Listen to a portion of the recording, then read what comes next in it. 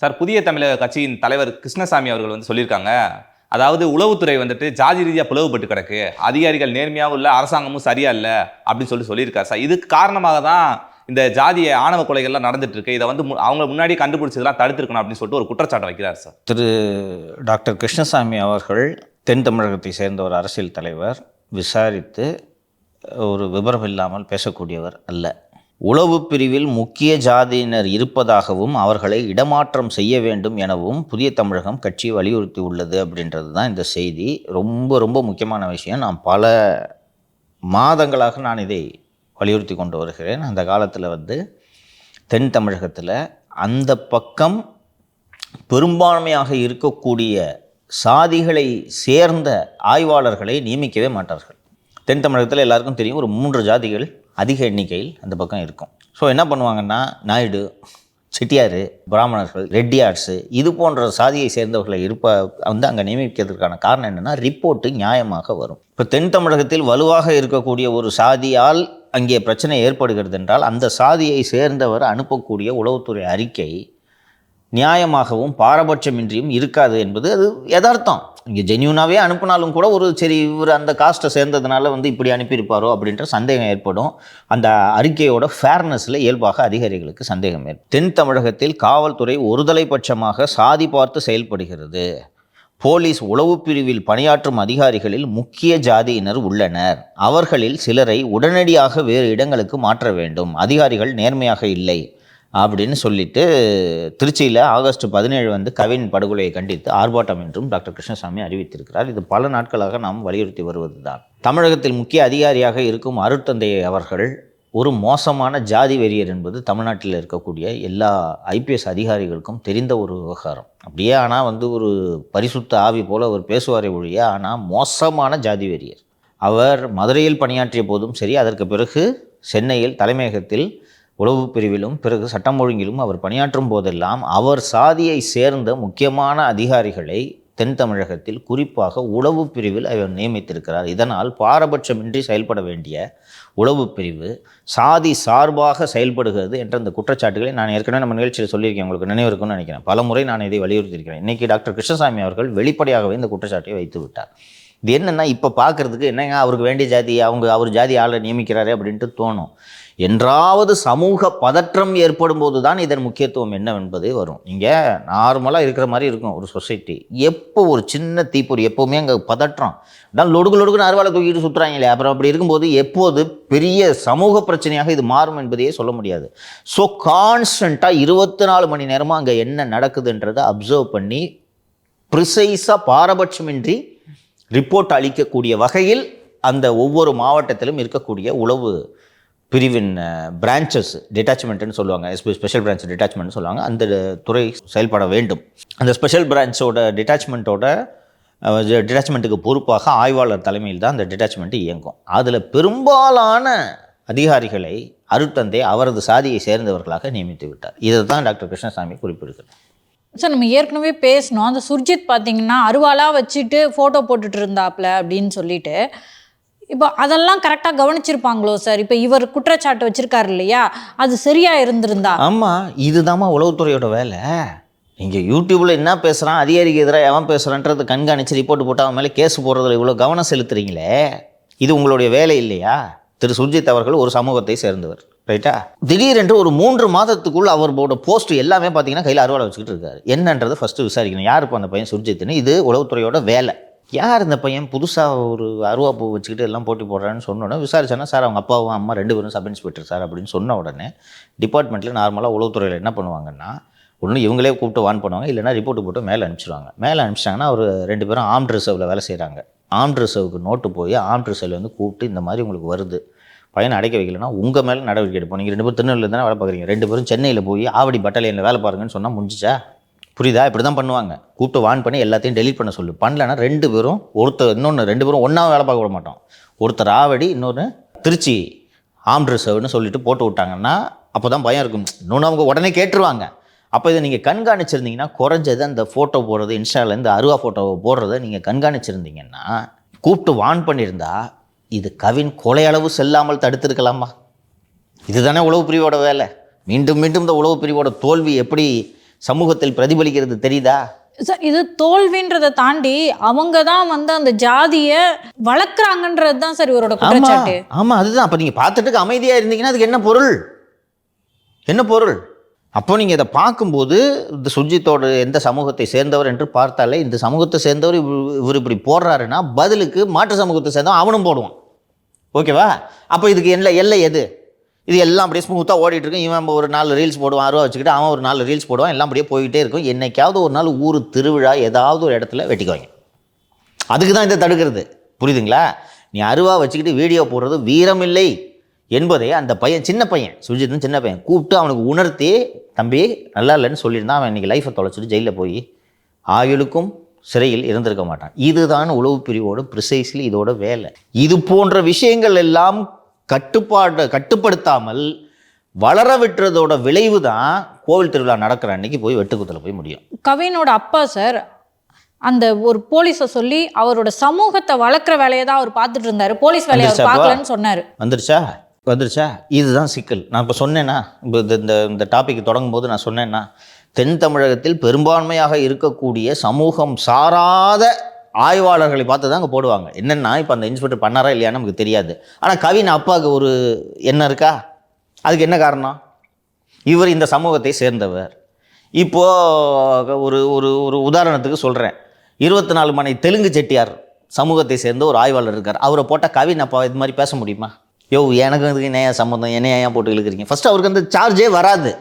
அவர் ஒரு பெரும்பான்மை சமூகத்தை, அதுவும் அங்கே தென் தமிழகத்தில் சிக்கலை ஏற்படுத்தக்கூடிய ஒரு சமூகத்தை சேர்ந்தவராக அந்த ஆய்வாளர் இருப்பதனால கவின் அப்பா இயல்பாக சொல்கிறாரு. நீங்கள் இப்போ இதுக்கு என்ன பதில் சொல்லுவீங்க? நீங்கள் இதுக்கு டிஃபெண்ட் பண்ணுறீங்க. அவர் கவின் அப்பா சொல்கிற குற்றச்சாட்டு பொய்யே. அவர் அந்த மாதிரி காசி பாண்டியன் ஆர் சம்திங் நினைக்கிறேன் இன்ஸ்பெக்டர், அவர் சொல்கிறது பொய்யே, அந்த இன்ஸ்பெக்டர் அப்படியெல்லாம் கிடையாதுன்னு சொன்னாலும் அதுக்கு ஏன் சார் இடம் கொடுக்குறீங்க? ஏன் இடம் கொடுக்குறீங்க? வேறு சமூகத்தை சேர்ந்தவர்கள் இல்லையா? அந்த 3 சமூகத்தை சேர்ந்த ஆய்வாளர்கள் மட்டும்தான் தமிழ்நாட்டில் அவைலபிளாக இருக்காங்களா? எவ்வளவு சமூகங்கள் இருக்குது. வட தமிழகத்தை சேர்ந்த ஒரு வன்னிய சமூகத்தை சேர்ந்த ஒரு ஆய்வாளர் அங்கே போடுங்க, இந்த பிரச்சனையே வராது. கரெக்டாக? இதை 90ஸ்லேருந்து இதை பண்ணினாங்க.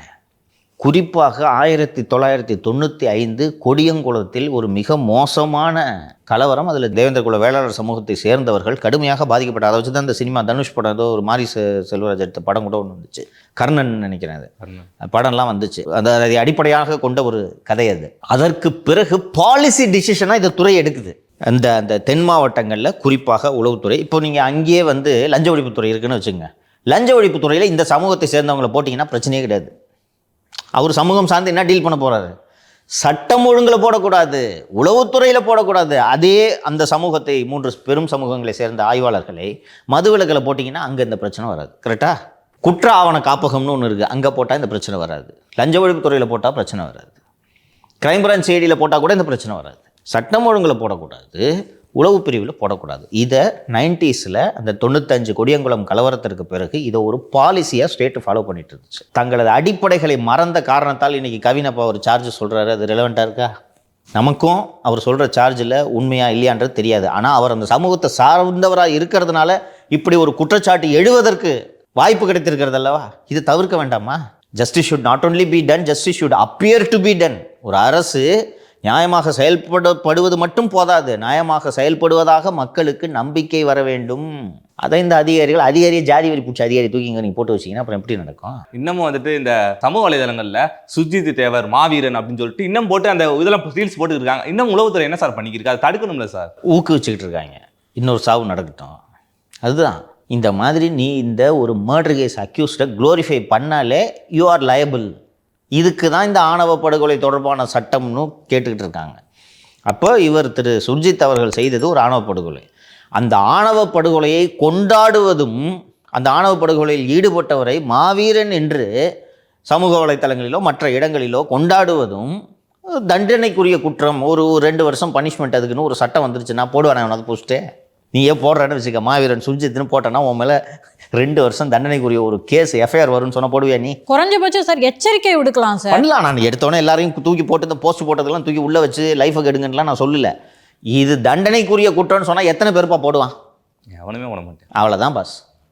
இதுக்கு தான் இந்த ஆணவ படுகொலைக்கான சட்டம், சிறப்பு சட்டம் வேண்டும் என்று கேட்பது. இதை கண்டுகொள்ளாமல் வருது இன்னும் ஜாதியை வளர்க்குறது தான் சார். வளர்க்குறதுக்கு தான் இப்போ மாவீரன்னு சொல்கிறாங்கல்ல, சார் இப்போ கவினோட அப்பா கூடலாம் தொடர்ந்து தொடர்பில் இருந்தவர் திருமாவளவன். என்னைக்கோ இறந்து போன எம்ஜிஆர் ஜெயலலிதா அவங்கள பற்றி இன்னைக்கு பேசுகிறாரு. ஆனால் இப்படியான ஒரு சார்ஜஸை திருமாவளவன் ஏன் வைக்கல, கோரிக்கையை ஏன் சார் வைக்கல? திருமாவளவன் எல்லாம் முழுக்க முழுக்க திமுகவின் கூலிப்படையாக மாறிவிட்டார் என்பதைத்தான் நாம் அவரது நடத்தையிலிருந்து புரிந்து கொள்ள முடிகிறது. அவருடைய அமைப்பு தொடங்கியதே தலித்துகளின் நலனுக்காக. அவருடைய அமைப்பு லட்சியம் என்பதே தலித்துகளுக்கு அதிகாரம் பெற்று தருவதற்காக என்று தான் தொடக்கத்தில் சொல்லி கொண்டிருந்தார். அதுதான் உங்கள் கட்சியோட நோக்கம். 4.5 ஆண்டுகளாக தமிழகத்தில் தொடர்ந்து தலித்துகள் மீதான வன்கொடுமைகள் நடந்து கொண்டிருக்கிறது. நீங்கள் இந்த ஆட்சிக்கு பல்லக்கு தூக்கி கொண்டுட்டு அவர்களுடைய சிக்கல்களிலிருந்து அவர்களை காப்பாற்றுவதற்காக இறந்து பல ஆண்டுகளான தலைவர்களை பற்றி அவர்கள் மீது சாதி சாயம் பூசும் சர்ச்சைகளை இவர் திருமாவளவன் அவர்கள் எழுப்புகிறார் என்றால் இவர் திமுக கூலிப்படம் தானே, வேற என்ன? எங்கே பார்த்தாலும் கவின் ஃபோட்டோவோட போஸ்டர் அடித்து ஒட்டியிருக்காங்க விசிகாவும். இப்போ இவரோட நோக்கம் திமுக கவர்மெண்ட்டை ஆபத்து வரும்போதெல்லாம் காப்பாற்றுவது, மடைமாற்றம் செய்வது. கருணாநிதியோட நினைவு நாள் வருதுன்னா கருணாநிதியை போன்ற மிகச்சிறந்த தலைவர் கிடையாது. தமிழறிஞர், பள்ளி படிப்பை கூட முடிக்காத ஒருவர் தொல்காப்பியத்துக்கு விளக்க உரை எழுதும் அளவுக்கு தனது புலமையை தனது சொந்த முயற்சியால் வளர்த்து கொண்டார். தமிழக அரசியலை 50 ஆண்டுகள் தன்னை சுற்றி சுழற வைத்தார். அது உண்மை. பேசிட்டு போங்க. இவர் பிராமணர், அவர் பிராமணர். அவங்களுக்கு வேலையே கருணாநிதி திட்டுறது. ஏன் கருணாநிதின்னு பேரை சொல்கிறாங்க, கலைஞர் என்று அவர் சொல்ல வேண்டாமா? தேவையாது. இப்போ தெரியுதா? ஆளுங்கட்சியின் கூலிப்படையாக ஊதுகுழலாக திருமாவளவன் மாறிவிட்டார். திருமாவளவனும் அவரது கட்சியும் இருக்கும், தொண்டர்களும் வாக்காளர்களும் அவரோடு இருக்க மாட்டார்கள். அதை 26 தேர்தல் உறுதி செய்யும். பாருங்கள். பொது நிதியை பயன்படுத்தி ஒரு சாலை அமைச்சிருக்காங்க. அதுக்கு 25 வருஷம் சுங்கச்சாவடி வச்சுக்கலாம்னு சொல்லிட்டு ஒரு அனுமதி தந்திருக்கதா ஒரு செய்தி வந்திருக்கு. டிடி நெக்ஸ்ட்டில் தான் இந்த செய்தி வந்திருக்கு. ரொம்ப நல்ல ரிப்போர்ட்டு ஜெகநாத் என்பவர் எழுதியிருக்கிறார். வழக்கமாக இந்த டோல்லாம் வாங்குறதோட கான்செப்ட் என்னன்னு தெரியுமா உனக்கு? எதுக்கு வாங்குறாங்க? காரில் போகிறோம், எதுக்கு டோல் வாங்குறாங்க? அதாவது தனியாருக்கு டெண்டர் விடுவாங்க சார். அவங்க அந்த நிதியில் ரோடு போட்டிருப்பாங்க, அதை வசூலிக்கிறதுக்காண்டி. ரைட்டா? இதுதான் கான்செப்ட். இந்த சென்னையோட Chennai outer ring road, CORR என்று அழைக்கப்படக்கூடிய இந்த ரோடு முழுக்க முழுக்க தமிழ்நாடு நெடுஞ்சாலைத்துறையால் மக்கள் வரிப்பணத்தில் கட்டப்பட்ட சாலை. சரியா? இதில் ஒரு பெரிய ஊழல் இருக்குன்ட்டு எனக்கு சந்தேகம் இருக்கிறது. நிதி சொன்னது போல் எப்படி இருக்குன்னா, லேண்டை கவர்மெண்ட்டு கொடுக்கும். பில்டு ஆப்ரேட் ட்ரான்ஸ்ஃபர், BOT மெத்தடுன்னு சொல்லுவாங்க. Build operate transfer. இப்போது சென்னையிலேருந்து திண்டிவனம் வரைக்கும் ஒரு ஹைவேஸ் போடணும்னு வச்சுங்க. கவர்மெண்ட்டு லேண்டை கொடுத்துரும். நீங்கள் தான் அந்த தனியார் நிறுவனம்னா அந்த ரோடை நீங்கள் போடணும். ஆப்ரேட் ரோடை போட்டு அதை பராமரிக்கணும். அப்புறம் ட்ரான்ஸ்ஃபர்னா உனக்கு ஒரு குறிப்பிட்ட காலம். இப்போ இந்த ரோடு போடுறதுக்கு 10 கோடி ஆகுதுன்னா நீ 25 வருஷத்துக்கு உனக்கு இந்த ரோடை கொடுத்துரும். நீ இந்த ரோடை பராமரிச்சுட்டு 25 வருஷத்துக்கு நீ அந்த ரோட்டில் போகிற வண்டிக்கிட்டெல்லாம் டோல் வாங்கிக்கணும். வாங்கும்போது இந்த 25 இன்றைக்கி ஆரம்பித்து இந்த 25 வருஷத்துக்குள்ளே நீ போட்டல, முதல் போட்டு நீ இந்த ரோடு போட்டல, இந்த காஸ்ட்டை நீ 25 வருஷத்தில் ரெக்கவரி பண்ணி முடிச்சிடுவேன். முடித்த உடனே 25 இயர்ஸ் கழிச்சு உன்னோட கான்ட்ராக்ட் முடிஞ்சிச்சுன்னு அது ட்ரான்ஸ்ஃபர்னு வந்துடுதுல. அரசாங்கத்தோட நிலத்தில் போட்ட ரோடு தானே, அந்த ரோடு அரசாங்கத்துக்கிட்ட வந்துடும். சரியா? இதுதான் கான்செப்ட். இதுதான் நானும் புரிஞ்சுக்கிட்டது. இந்தியா பூரா இப்படி தான் இருக்குது. இப்போது இந்த சென்னை அவுட்டர் ரிங் ரோடை பார்த்தா இது முழுக்க முழுக்க மக்கள் வரிப்பணத்தில் 2000 கோடி செலவில் இந்த சாலை வண்டலூர் முதல் மீஞ்சூர் வரை நெமிலிச்சேரி வழியாக செல்லக்கூடிய இந்த சாலை 2160 கோடி ரூபாய் செலவில் தமிழ்நாடு அரசின் நெடுஞ்சாலைத்துறை போட்ட ஒரு சாலை. இந்த சாலையை அடுத்த 25 வருஷத்துக்கு டோல் வசூல் பண்ணிக்கிங்கன்னு சொல்லிட்டு 2000 கோடி வசூல் பண்ணுறதுக்கு ஒரு டெண்டர் வெளியிட்டிருக்காங்க. எப்படின்னா, கவர்மெண்ட்டுக்கு இந்த நிறுவனம் ஒரு தனியார் டெண்டர் விடுறாங்களா, அந்த டெண்டர் எடுக்கக்கூடிய நிறுவனம் கவர்மெண்ட்டுக்கு மொத்தமாக 2000 கோடி கொடுத்துடணும். கொடுத்துட்டு இந்த காசை வர்ற வாகனங்கள்கிட்டேருந்து வசூல் பண்ணணும். கவர்மெண்ட்டு செலவில் போட்ட ரோடுக்கு எதுக்கு நீங்கள் தனியார்கிட்ட டெண்டர் கொடுத்து வசூல் பண்ணுறீங்க என்பதுதான் இதில் கேள்வி. பார்க்குறதுக்கு கவர்மெண்ட்டு இந்த ரோடு போடுறதுக்கு பண்ண செலவு 2160 கோடி. 2000 கோடிக்கு டெண்டர் விட்டுறாங்களே, இது என்ன காரணம் அப்படின்ட்டுலாம் கேட்டிங்கன்னா, இப்போ 2000 கோடின்ட்டு இருக்கும். 3 வருஷம் கழித்து அந்த நிறுவனம் என்ன சொல்லுன்னா, பராமரிப்புக்கு எங்களுக்கு அதிகம் செலவாகுது, இதில் ஒரு 20% ஏற்றி கொடுங்கன்ட்டு ஏற்றி பெரிய ஒரு ஊழல் இதில் நடக்கும். இப்படித்தான் இந்த நிறுவனங்கள் இதில் வரும். இப்போ நார்மலான அந்த பில்ட் ஆப்ரேட் ட்ரான்ஸ்ஃபர் மெத்தடில் நீங்கள் பார்த்தீங்கன்னா, கவர்மெண்ட்டு லேண்டை கொடுக்குது, சாலை போடுவதற்கான அந்த மூலதனத்தை தனியார் நிறுவனம் செய்கிறது. ஸோ அவங்க போட்ட காசை ரெக்கவரி பண்ணுறதுக்கு டோலாக வாங்குறாங்க. இதில் அவன் எதுவுமே போடாமல் நீ வசூல் பண்ணிங்க. இப்போ 2000 வட்டி கொடுறது மாதிரி இல்லை. 2000 கோடி நீ இப்போ கொடுத்துரு, 3000 கோடியாக நீ இதை 25 வருஷத்தில் வசூல் பண்ணிங்கன்னா இது என்ன மாதிரியான பிஸ்னஸ் மாடல் இது? இதில் அவர் வேலு வந்து ஒரு பெரிய அமௌண்ட் அடிக்கிறதுக்கு பிளான் போட்டுட்டு, அதுவும் 25 வருஷம், நீங்கள் 25 வருஷமாக நீங்கள் ஆட்சியில் இருக்க போகிறீங்க, ஒரு பெரிய அமௌண்ட் அடிக்கிறதுக்கான வேலையை தான் இதில் பார்த்துருக்கிறார்கள் என்று புரிந்து கொள்ள முடிகிறது. நல்ல வேலை இது வந்து டிடி நெக்ஸ்ட்டில் செய்தியாக வரலன்னா வெளி உலகத்துக்கு தெரியாமலே போயிருக்கு. சார் இந்த சாலை வந்து எதுக்கு வந்து தனியார்ட்ட கொடுக்குறாங்கன்னா அதை பராமரிக்கணும், அதை கண்காணிக்கணும், இதெல்லாம் வந்து அரசு வந்து ஒரு சுமையாக இருக்கும் அப்படின்னு சொல்லிட்டு தான் தனியார் கொடுக்குறாங்க.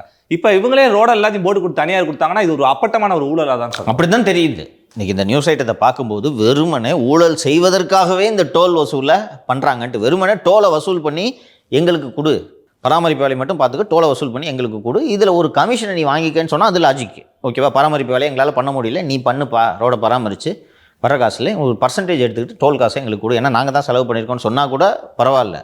2000 கோடி நீ இப்போ கொடுத்துரு, 25 வருஷத்தில் நீ இதை ஒரு 3000 கோடியாவோ 4000 கோடியோ வசூல் பண்ணிக்கன்னா இது என்ன வட்டி பிஸ்னஸாக பண்ணிட்டு இருக்குது கவர்மெண்ட்டு?